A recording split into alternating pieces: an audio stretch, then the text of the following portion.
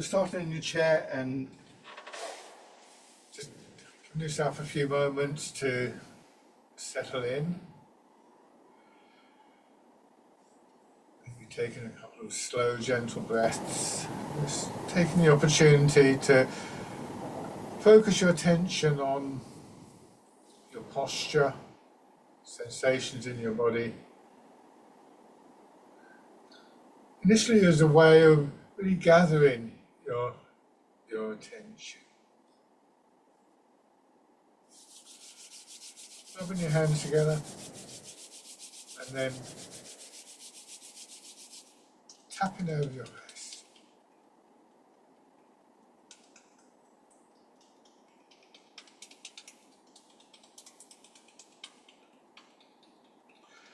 Over your head and neck.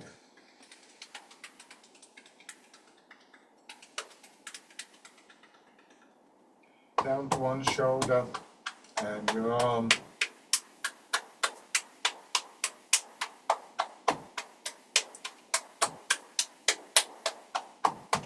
On the other side.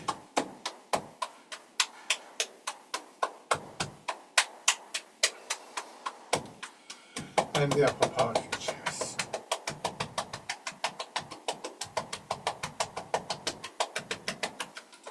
Down to your belly.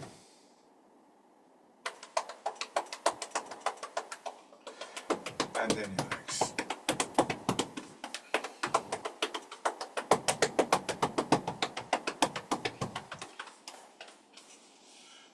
Coming back to the sit-in posture. So one of the very important outcomes really of the practice of Tai Chi is this gathering and quietening of our attention. We see it as a moving meditation in that way.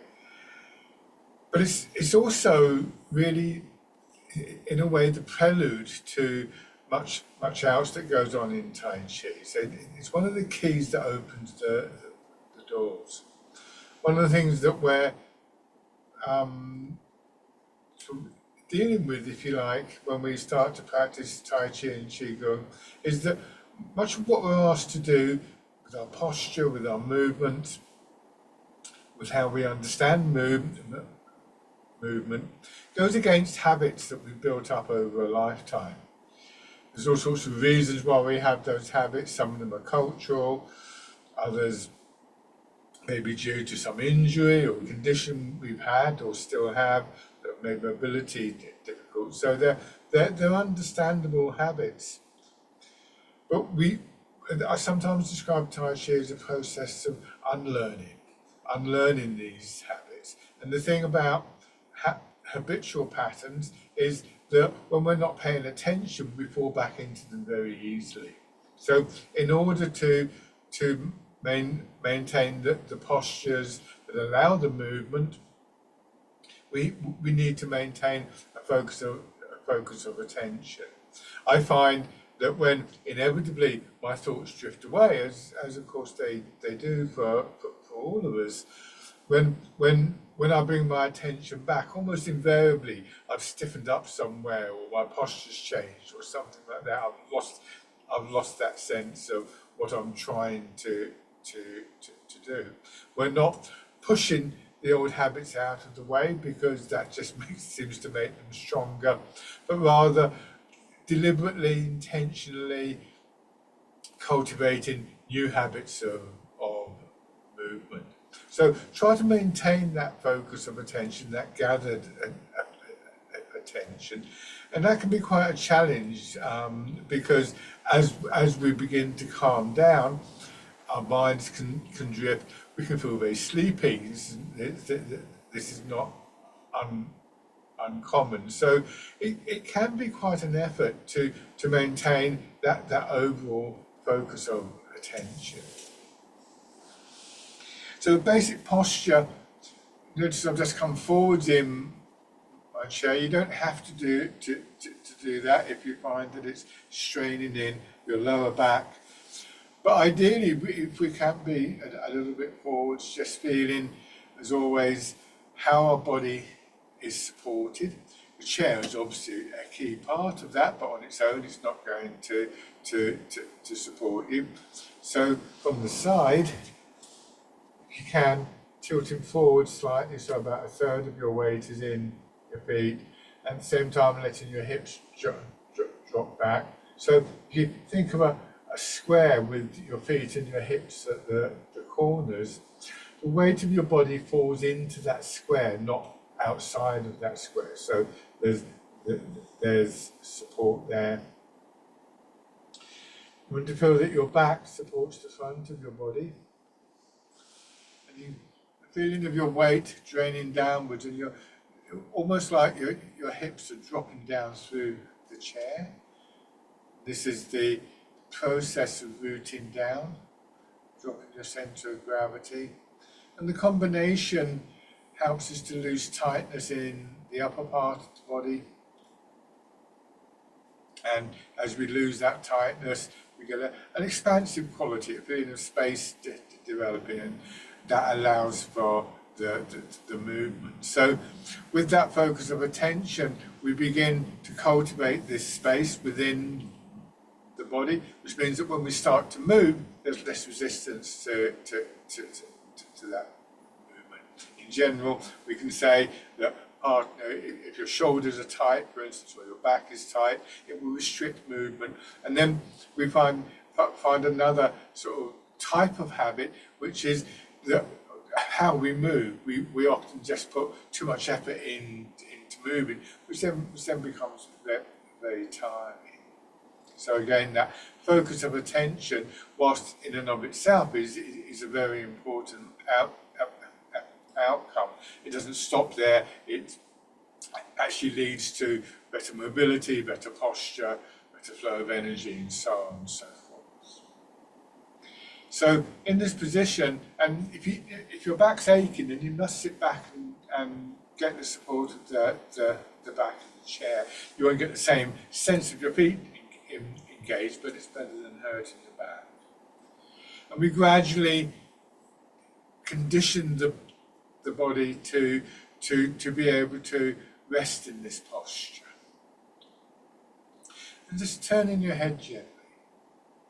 And notice whether you're habitually straining to move. As I said, we may find, for instance, that if you've had an injury to your upper back, or even if your neck's a bit stiff today for some reason, you might find that you're quite unintentionally, or at least unconsciously, tightening, steeling yourself to move, tightening the body to make that sort of big effort to move. If we can catch that as we start to do it, there's more chance that we can just get a feeling of releasing, neutralising. Put your hands in front of your shoulders, pushing your elbows forwards and over. Another way that we reduce, or rather spread, the effort of moving is by recognising how different parts of the body get involved in movements. With this one, for instance, although you're rotating your shoulders, muscles of your upper back, chest, sides are also involved. And then going forwards.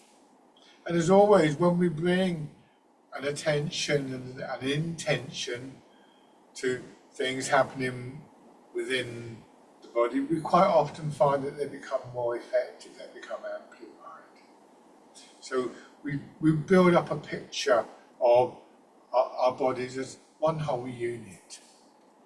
Your hands come down to your sides, slightly out, and rotating. This is also a rotation in your shoulders, so we'll also engage chest, upper back and sides, but it's more subtle. And just see if you can begin to pick up these subtleties, and again, bring in a sense of intentionality to them. These small changes within the body add up to quite big changes.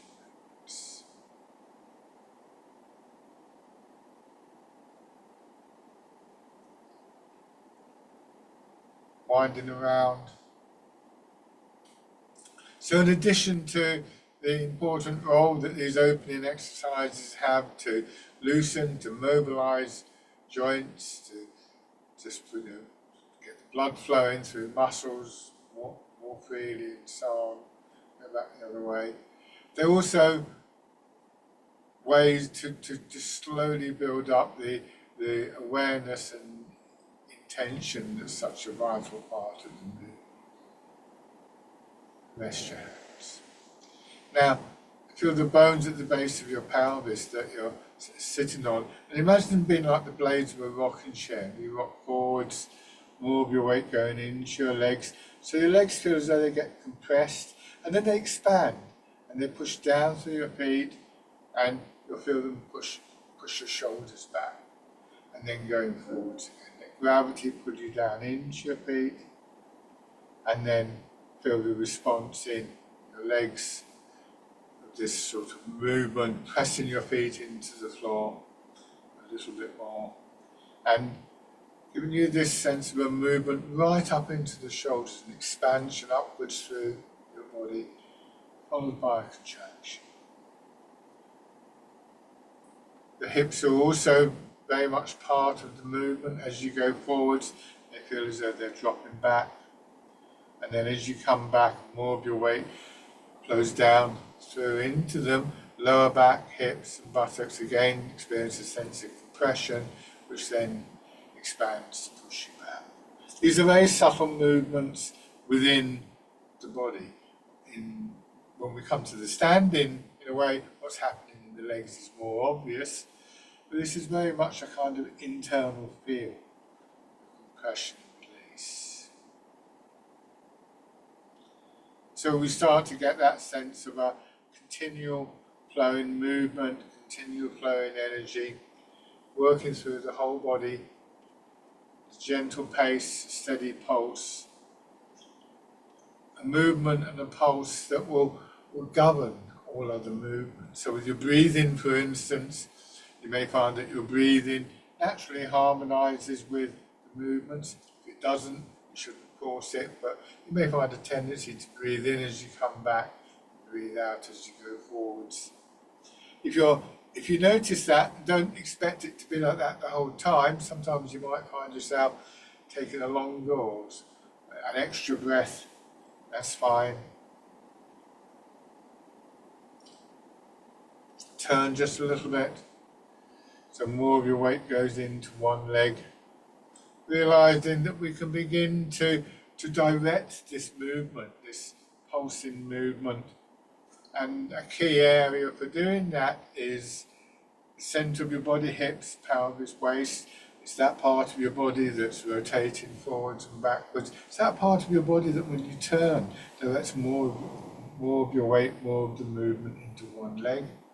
So now if we turn the other way, the other leg becomes what you might call, I suppose, the dominant leg.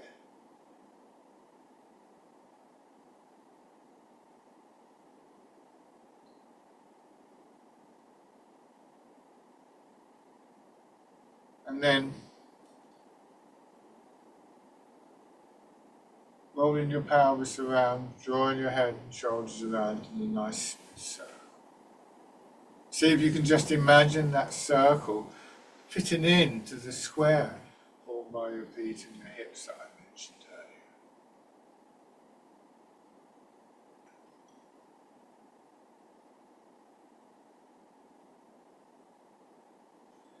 Back the other way.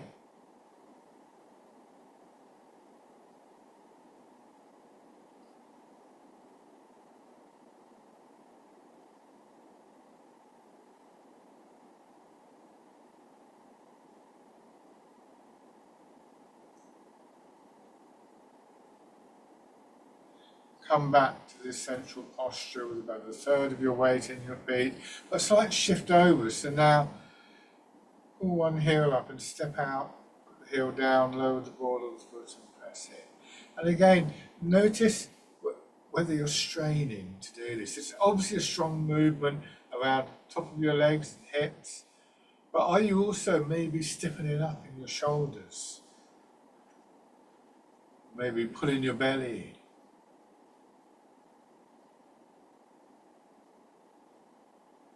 This time plant the foot and tilt forwards.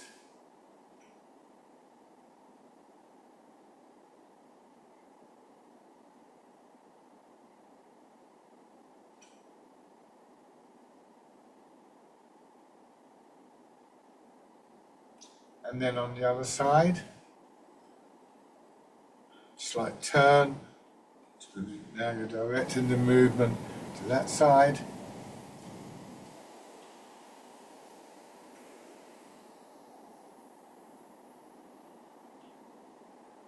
Planting the foot, gently pressing in, and then having done that, got that contact with the ground, then you can move your weight.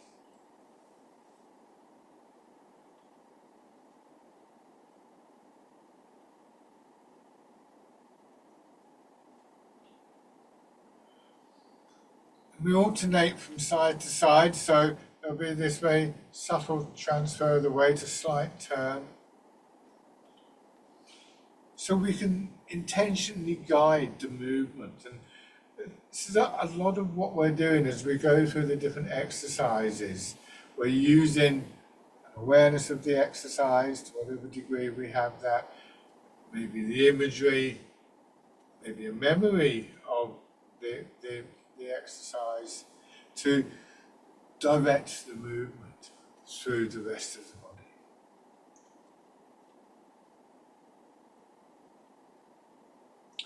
Okay, bringing your feet in. Let your hands drop down to your sides, turning palms of your hands forwards, and then easing forwards and rotating your arms. A bird folds its wings. So imagery is one of the ways that we guide the movement, both the big movement, the external movement that you can see, but also increasingly these subtle changes within the body. One of the most common images that we use in Tai Chi is as though you're moving through water. And it can be interesting to see how our bodies naturally respond to imagery, just as our body responds to sounds and changes in temperature and so on and so forth.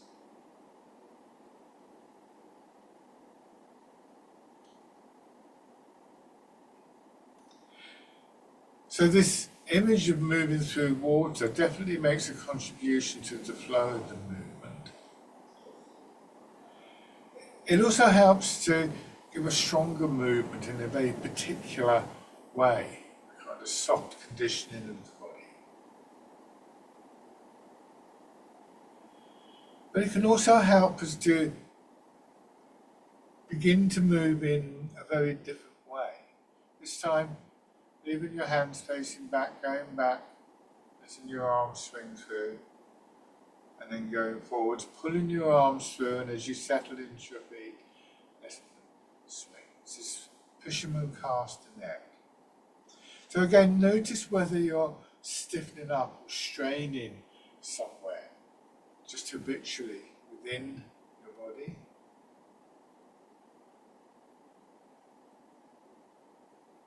And imagine what it would be like to do this in water. If you were in a swimming pool and you wanted to go across to the other side, you could swim or you could walk, half and half or whatever, but you probably wouldn't automatically stiffen up to start the movement.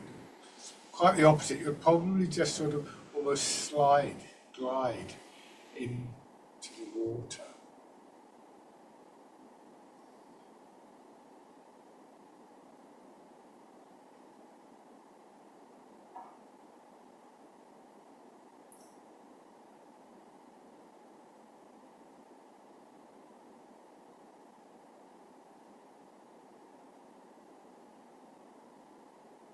And then from the forward position, imagine the ball underneath your arms, and as you come back, you're just drawing that ball in towards you.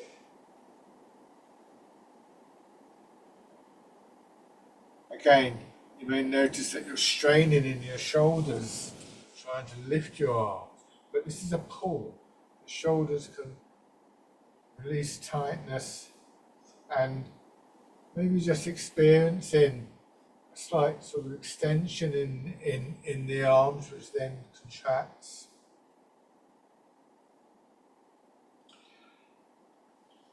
And this softness of the movement can mean that we become aware again of that push up from the feet, coming up underneath your arms, expanding through belly, solar plexus, through chest, like a wave, pushing your arms up. So you may find that your arms quite naturally begin to come up a little bit higher here.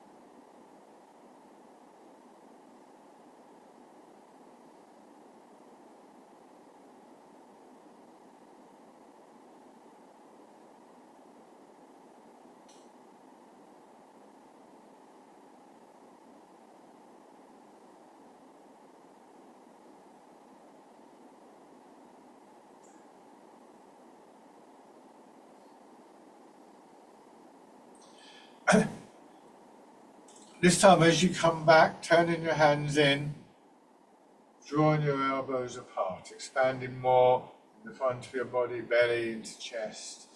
The pigeon spreads its wings as you go forward with the expansion, the opening across your back.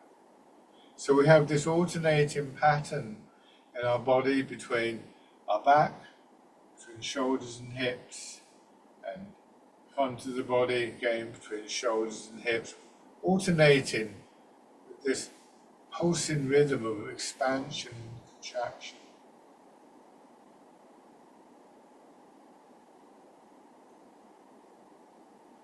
Reminder perhaps of that underlying quality of movement.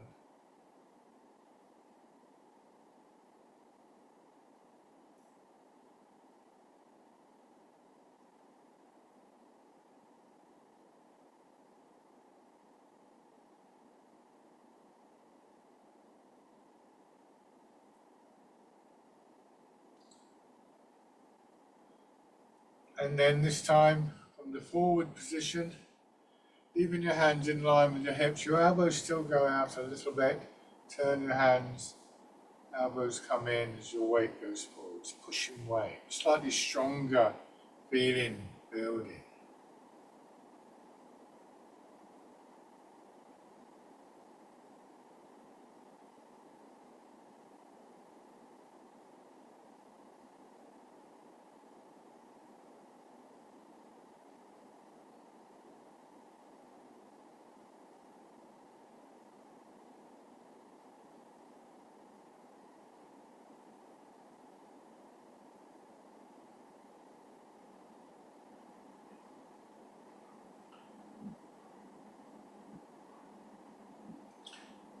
This time, when you come back, then let your weight move across a little bit and turn, step out, plant the foot, and push over that leg.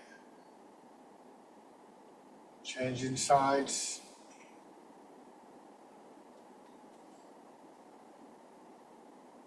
Again, alert to what is going on within the body, noticing those aspects of the movement that contribute to this openness within the body, the flow of the movement, and which things that you're doing, if any, that are more likely to restrict that movement. If you're, as you come back, for instance, if you're straining in your shoulders, stiffening your shoulders, that will make coming back harder work. What we want to do is to push from this leg and from this one a little bit, and the hips sink back.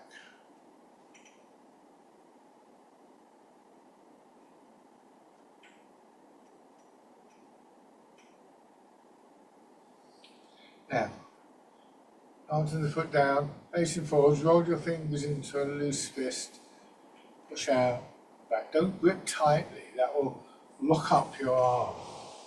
And from the side, notice my hips come back in front of my elbows come back in front of my hips, I meant to say.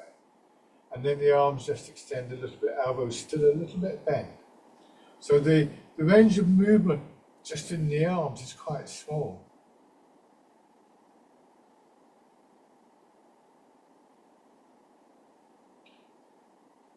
Increases when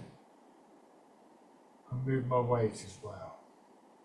Just a bit of a sensation of lengthening through my back and my spine.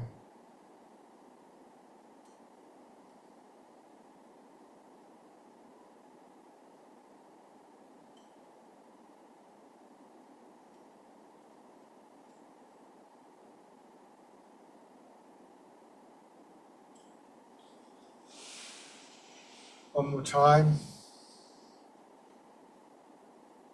From the front position, open your fingers, turn them out, wind your arms around and back in front of your hips, and once again, press it forwards. Expansion in the chest, and the inside of your shoulders here. So then contract, help to bring your arms in, and again an expansion across the back of your shoulders.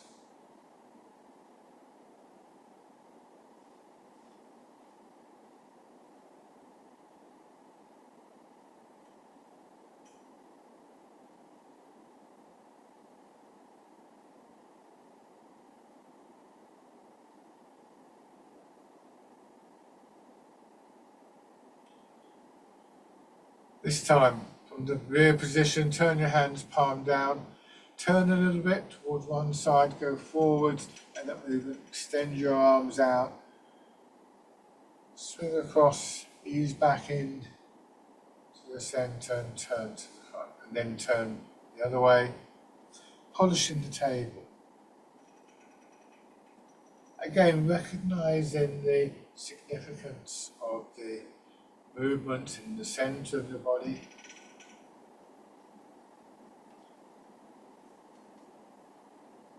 The saying goes in Tai Chi that the movement is rooted in our feet. The centre of gravity dropping and our weight moving between our feet and our hips. Therefore, the movement is transmitted through our legs, and then guided and directed through the centre part of the body. And at the same time, that rise in movement, that rise in energy from the feet pushes up into the upper body. And that's where we get the shape building, patterns of the exercises.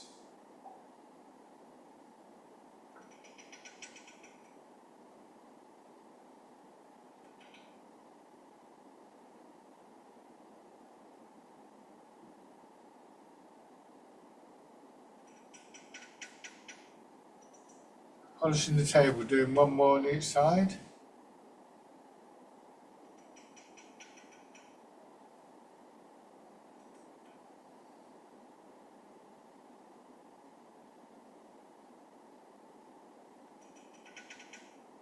And then come back to the centre. Turning your hands palm up, so you've got a ball resting in your arms. And again, this time using feet and hips together, there's a sense of compression. It's gravity draws the weight of your body downwards, followed by an expansion, pushes up through the body again like a wave, pushing your arms up and then sinking down. Notice that as you expand, particularly as you expand in the centre of your body, although a lot of the focus of our attention is on what's happening in the upper part of the body, the movement of the arms and so on, there's a very distinct feeling of a downward movement from the centre down through your feet and your hips, which means you're keeping this sense of being grounded even while a significant portion of your attention is going to be what's happening in your arms.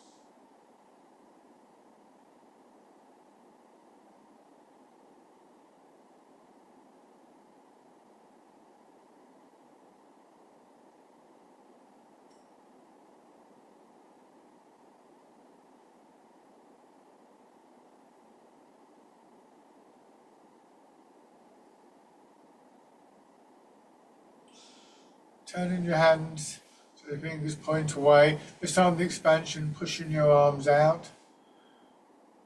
Just let them swing up. Notice the elbows are dropping down. And this is the wild goose. The name is suggestive of an image. We still may retain the image of moving through water that I mentioned earlier. If an image is mentioned and it doesn't seem to work for you, that's not a major disaster. Not all images will work for you, and some come to mean something after a period of time. But of course, as the name suggests, this image of a bird in flight or spreading out its wings.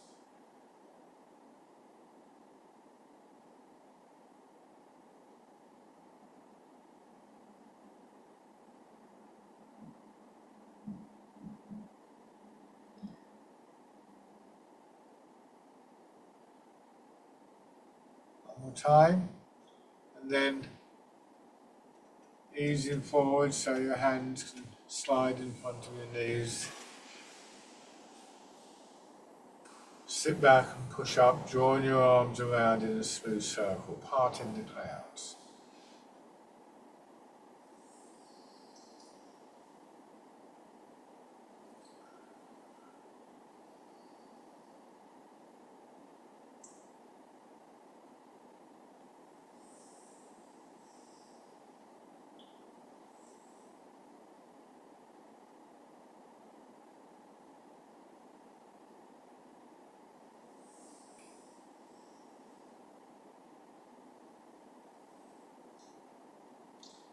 Staying back, letting your hands drop down, feel the weight of your arms hanging from your shoulders.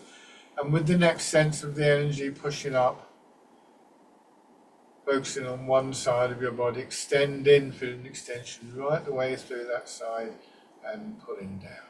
This is Dragon Plucks the Stars from the Sky. Again, where the weight of your arm, feeling your hips sinking into the chair and then pushing up, fingers drawn up last until your elbow drops, and then you wind your fingers around like you're plucking something off a tree, pulling down.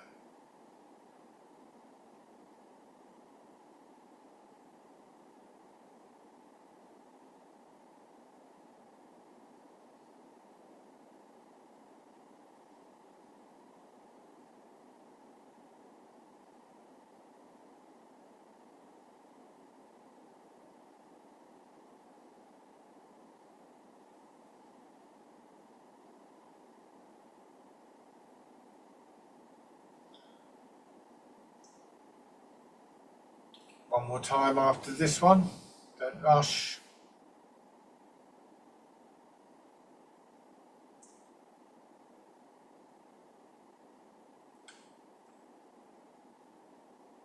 You bring both hands up, lightly touching the side of the center part of your body with the inside of your arm, and then again feeling the expansion, pushing your hips down, pushing your feet down, pushing your arms up, and then contracting. Now, pushing in two directions.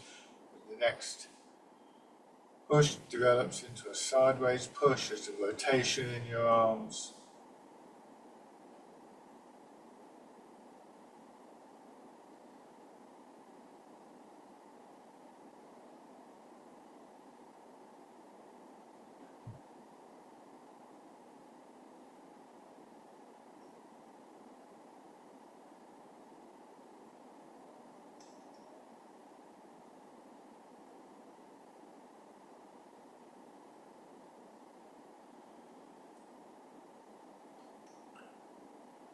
This time, again, using the center of your body to guide the movement as you push your hands out. Turn just a little and back. Turn in the opposite direction and back. And then pushing out sideways. So the two directions of the push are now become four, courtesy of the movement in the center part of your body once again.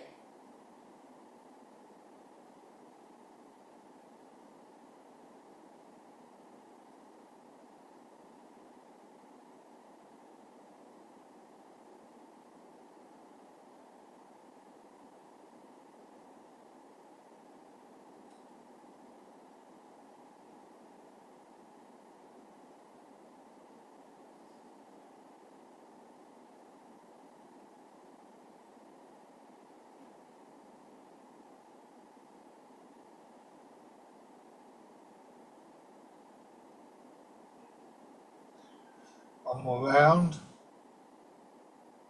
Maybe recalling that image of moving through water if it's helpful to you. I sometimes imagine though with this that the big elastic band that I'm stretching out between my hands and then just allowing to contract slowly.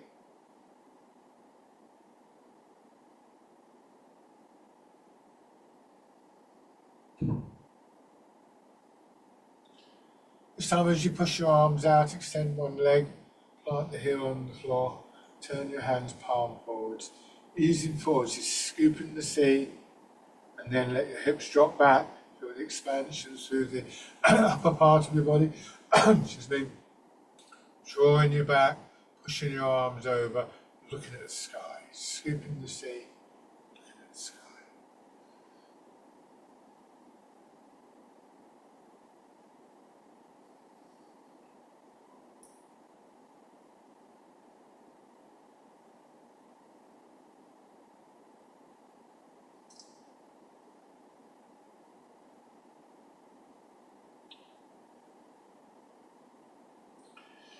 And then rolling your fingers into a hollow fist.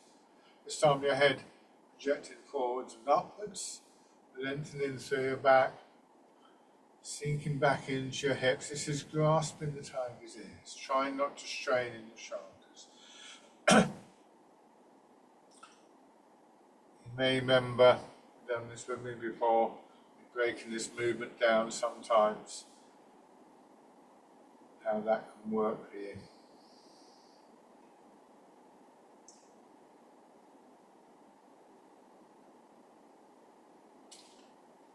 Switch over. Starting with scooping the sea, looking at the sky. Very gently with your back.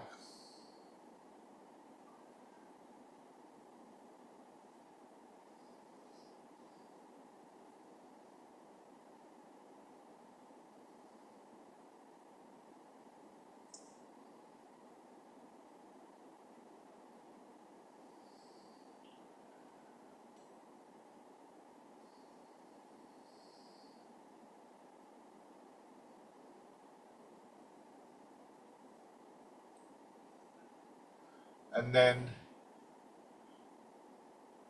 grasping the tiger's ears.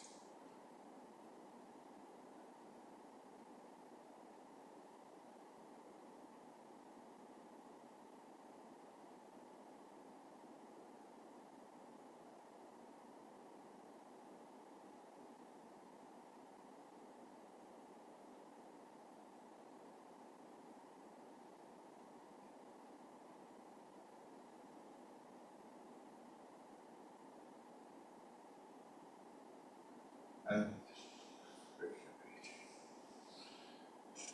take a moment just to settle again into your posture, noticing how this feels in the upper part of your body, because this is something we want to bring in to the standing part of the class. So now, rubbing your hands together again, getting ready to stand. Again, tapping over your face.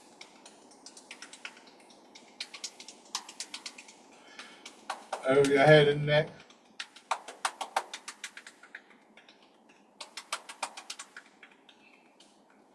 Down to one shoulder, and then your arm.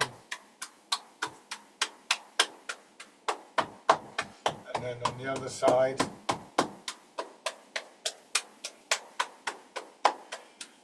Upper part of your chest again. Your belly.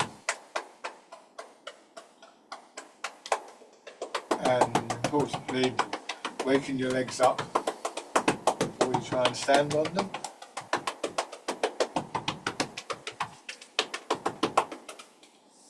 And then just push your heels up, a sort of pumping movement through your legs and circling around.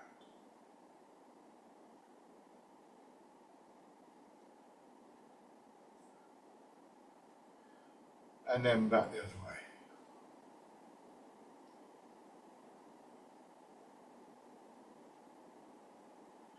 Okay, and come into standing. So we look for a similar quality in the upper part of our body. Structurally, it's not going to be the same, obviously, because there's now no chair there for you. So you want to have your feet directly below your hips, giving you a wide foundation to stand on. And from here, letting your weight come forwards a little bit. Going back to the habits that we have, I'm going to come a bit closer so you can see. So these habits, when we feel ourselves going forward like this, we often do this. We pull our shoulders back. That tightens the chest. It strains the back. It'll affect things like your breathing. What we want to try and do from this position, we don't want to stay in this tilted position, is to let our hips drop back. And notice how that brings me to the upright position. The pelvis levels off. So gravity helps us to come to an upright position, and then letting your hips drop back a little bit more. Here we can really feel that compression in the legs, and the legs expand and pushes up, feeling that connection from feet to hips, and hips up through your shoulders, that same sense of a movement and energy rising through your legs, filling the upper body, and then draining away.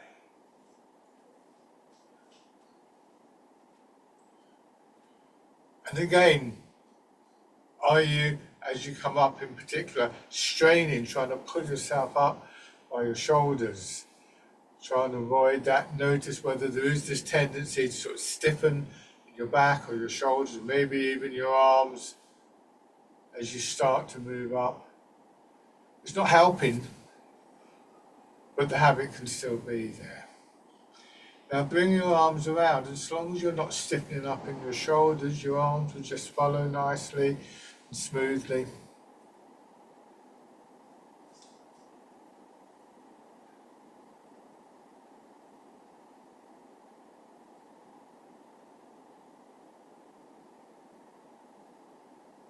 So rooting down, letting your centre of gravity drop, but also recognising that rooting down is not just a noun, as it were, the act of dropping your centre of gravity, important though that is. There's also a process by which you generate this movement, this energy, allowing gravity to pull you down, feeling to push up through your legs as your feet push into the ground. And because we're doing this intentionally, consciously, there's a grounding effect on our thoughts as well.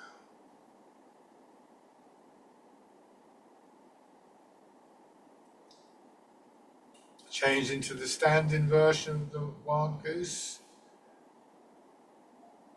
So again, we find that these three aspects of the physical structure and mechanics of our movements, which can of course become very subtle, and the movement itself, the momentum, the flow, the energy, however you choose to label it, and the awareness and intention really act as one.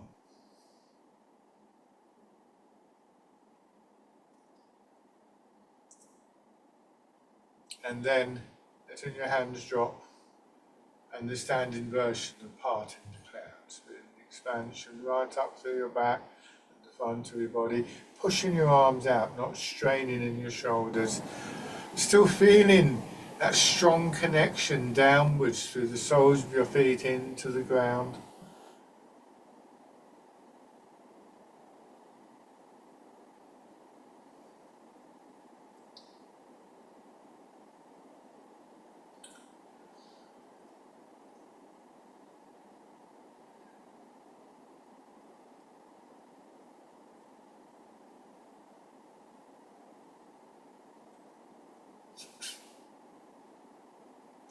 Let your hands drop down. Shake out. It's important to realise that just as we are exercising, so we are influencing what's happening in tendons, ligaments, muscles, and the circulation of the body. We're also because we're doing this with a strong sense of intention, having an effect on the nervous system. That ability to bring our attention in, to gather our attention, to quieten our attention in the middle of the movement, develops for us through the practice, as does the ability to bring a degree of intentionality to the movements. So turn one foot out, step forward with the other foot, keep the width of your step, and begin to transfer your weight. There's a moment when you just settle into each leg, you feel that compressed leg, and then it begins to expand and it pushes you into the other leg. So now trying to maintain all of these qualities, the root, the alignment, the flow of the movement, that quieter central place in the mind from which we can observe the movement. They're all qualities that we want to try and sustain.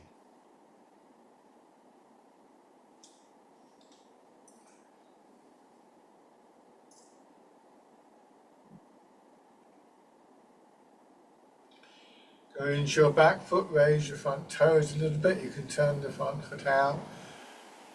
Settle into your front, push the back knee in so your heel comes up. And as you do this, you'll find that you shift a little bit more, so you're now beginning to bring your upper body more in line with your supporting leg. And again, you've got that sense of your weight, your centre of gravity dropping. So we begin to find a sense of stability on one leg, and that enables the step, bringing your foot in. And then if it's your back foot, you push back out, put the ball of the foot down, lower the heel, press in again, plant the foot. When you step forwards, it's the heel first, not the ball of the foot.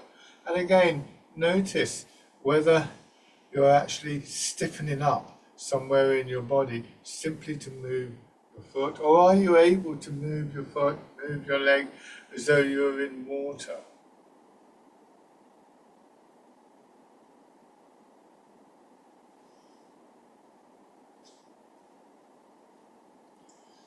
Try that with your other foot forwards, so keeping the width of your step. The length is about the same as the width, or possibly a little bit longer. A lot will depend on how much you're comfortable dropping your hips down. Don't overdo that. It's good to go into the deeper postures for various reasons, but go too deep and you can start to strain your knees. So long as your knees don't stiffen up, your hips don't stiffen up, and it allows for that drop-in of your centre of gravity, then that's fine. Over a period of time, you'll find you can get into deeper stances, of course, because your body conditions, but don't force that. If you want to go deeper, you need to practice more. Raising your toes and your heel.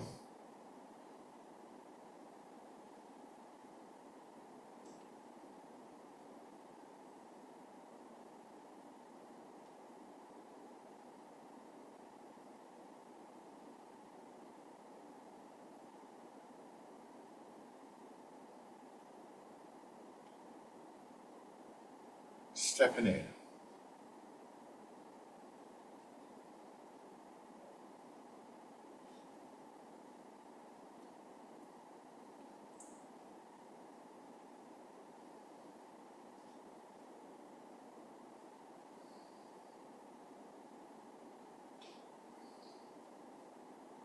And then take a few steps forwards or backwards, depending on where you have the space, taking the time to plant the foot.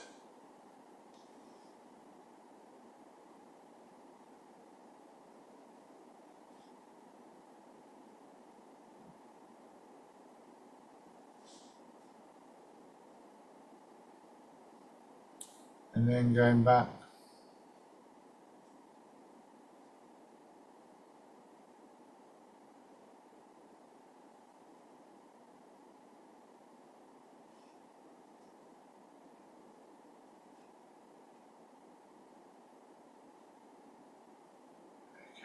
Now, have your right foot forward so you can mirror my movements. Sink your weight back and then push forwards and let your arms swing through. The standing version of fisherman casting it. There's a gentle swinging curve in your arms, not because you're lifting your arms, but it's just the natural curvature of the swing.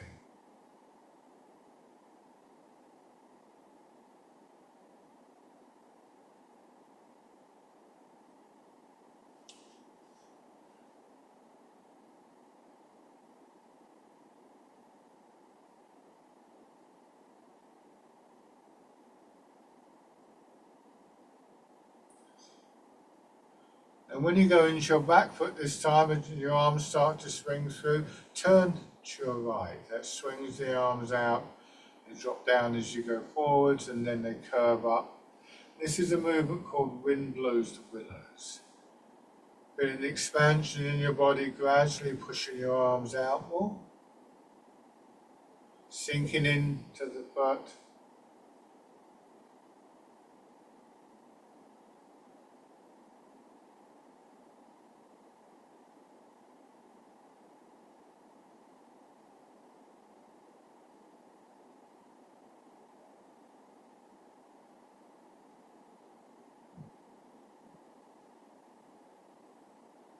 Notice how my body turns.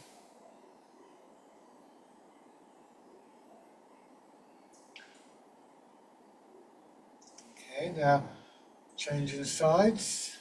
So starting the game with wind blows the willows, so we can remind ourselves of this feeling of that movement from contact between the sole of the foot and the ground, rising up through the body, moving the body, giving you this underlying pulse, this underlying rhythm and flow. We find the rest of our body, the muscles, the joints, movements like breathing and circulation, just naturally begin to resonate too.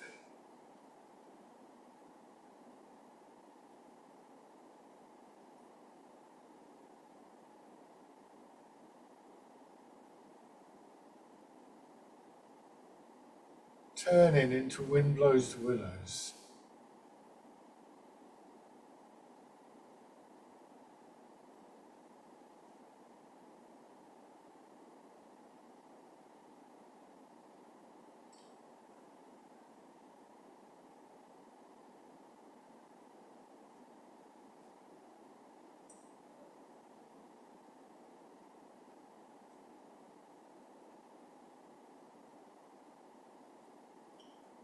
And then combining this with the step in. So again, go whichever direction you like. I'm going to go forwards, I come into my front foot, I bring my foot in, I step through and plant. This is dragonfly skims the water.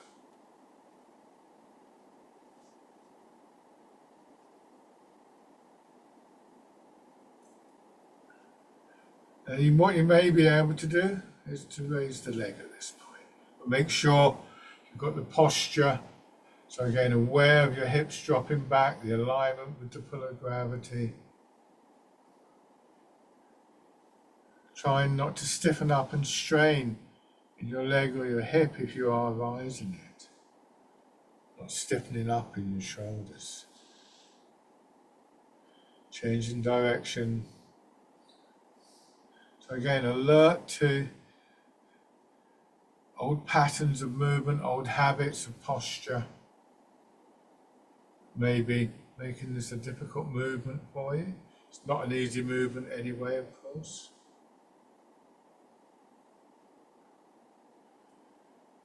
One more time. And shake it out. So go back to your chair. So we cultivate that awareness along with the physical movements. This actually brings us back to a starting point where I was saying right at the beginning that one of the benefits, one of the outcomes of the practice is that calmer feeling. We can go to a Tai Chi class, we can practice Tai Chi, and at the end of it, we can feel very calm, very collected. And then the day starts, and things can happen that can throw us completely off center, of course. In Tai Chi, we cultivate the stillness within the movement. And this is important, that we find that increasingly we can maintain that calmness, that stillness, that awareness, even when we're under a little bit of pressure, like trying to stand on one leg and so on and so forth. And this means that our ability to sustain that quality of mind that we find as one of the very sort of like clear benefits of the practice is far more sustainable through our lives. We're more aware of what we're doing in a situation that might be quite stressful, or maybe getting less stressed by that, more capable of dealing with it, and so on and so forth. And we're able to come back to it. We do lose these qualities, both physical and energetic and in mind, but we know how to get them back. And this last exercise really illustrates that. Listen, your arms drop down, pushing them out. Embrace tiger, pushing your arms out, bringing them around as though you're going to hold a ball against your chest. Return to the mountain, drawing in and settling down.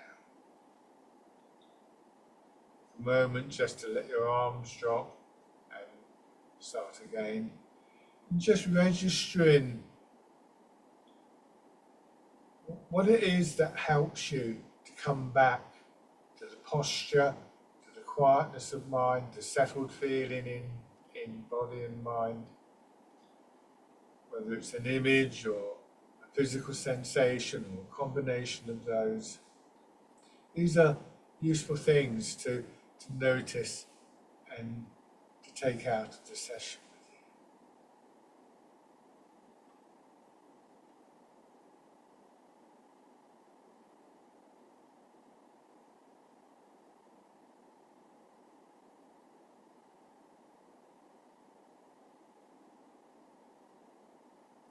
One more time.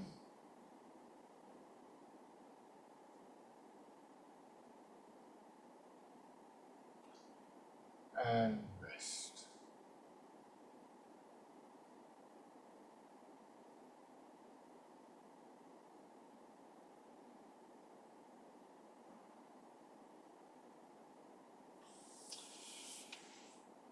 As always, thank you very much, everybody.